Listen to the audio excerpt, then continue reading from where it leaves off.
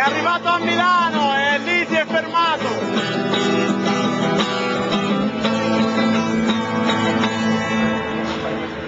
Mettetevi più davanti, più davanti.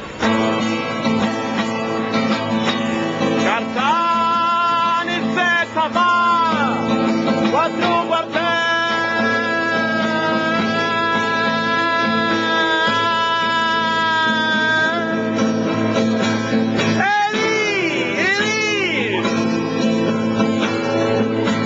Alla meglio gioventù risorfatari.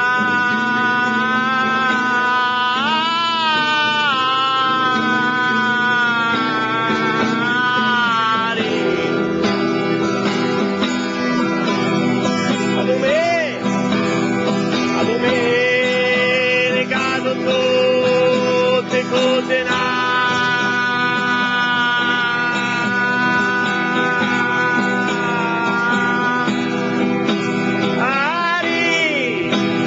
all'olone, alla Ferrera, a Naccalà.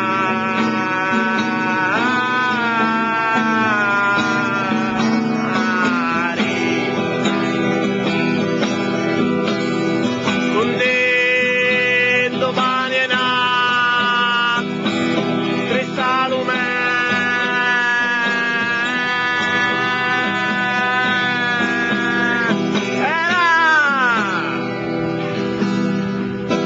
Adottare la semanetta, a passare.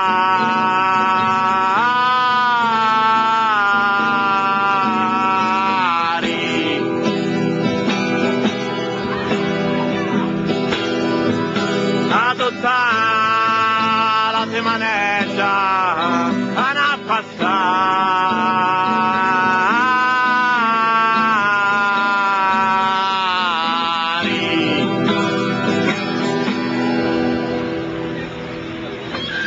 Parla di uomini che si infilavano nelle miniere di zolfo a Caltanissetta e nella provincia.